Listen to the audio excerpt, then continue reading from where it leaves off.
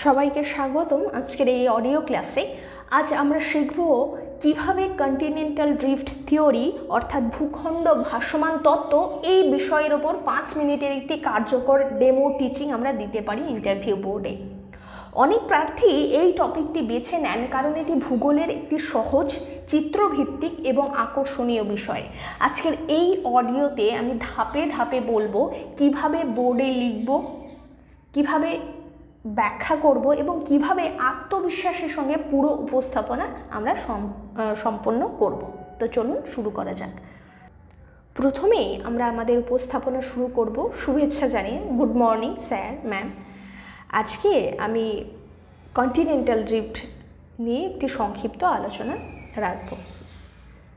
এরপর বোর্ডের একেবারে মাঝামাঝি জায়গায় আমরা লিখব, ইংরেজিতেই লিখতে পারি কন্টিনেন্টাল ড্রিফট থিওরি দিয়ে একটু হাইফেন দিয়ে আলফ্রেড ওয়েগনার, ব্র্যাকেটে লিখব 1912। বানান সম্পর্কে একটু সচেতন হবেন। আমরা একজন দায়িত্বশীল শিক্ষক বা শিক্ষিকা হতে যাচ্ছি, সেক্ষেত্রে বানান ভুল হওয়াটা একেবারেই কাম্য নয়। তো এগুলোর দিকে একটু লক্ষ্য রাখতে হবে। আর ডান দিকে কর্নারে আমরা তারিখ দিতে পারি। ওনারা অনেক সময় বলে দেন যে এত কিছু প্রয়োজন নেই, আপনি আপনার ক্লাস নিন, ডেমো ক্লাস নিন।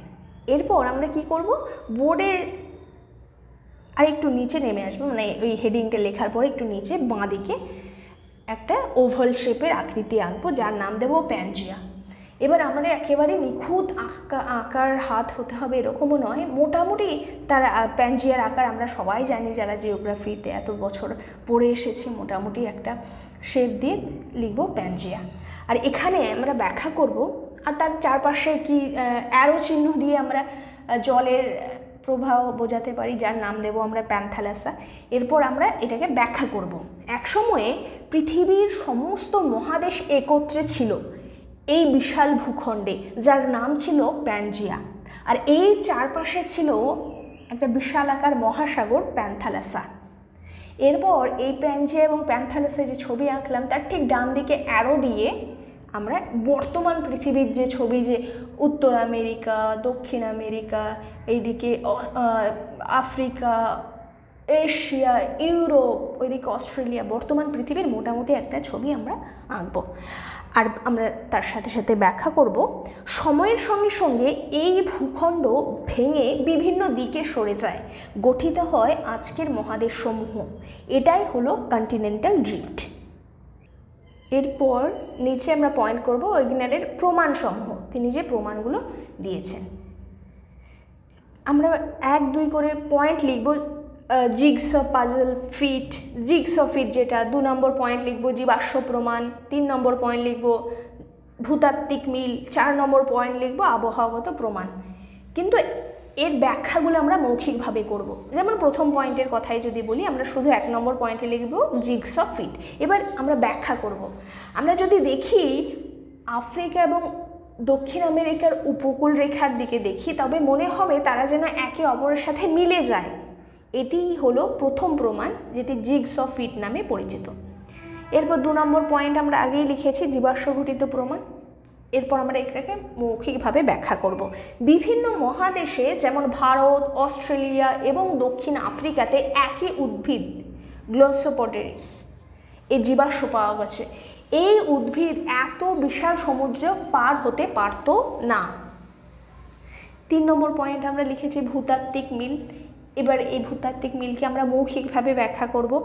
একই সময়ে গঠিত পাথর এবং পর্বতমালার গঠন ব্রাজিল উপকূল এবং পশ্চিম আফ্রিকার শিলার মধ্যে একই রকম পাওয়া যায়।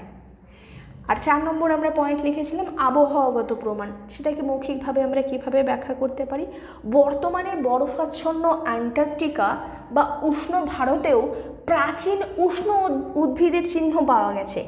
এই ভৌগোলিক বৈসাদৃশ্য বোঝায় যে এই অঞ্চলগুলি একসময় একই জলবায়ু অঞ্চলে অর্থাৎ একত্রে ছিল।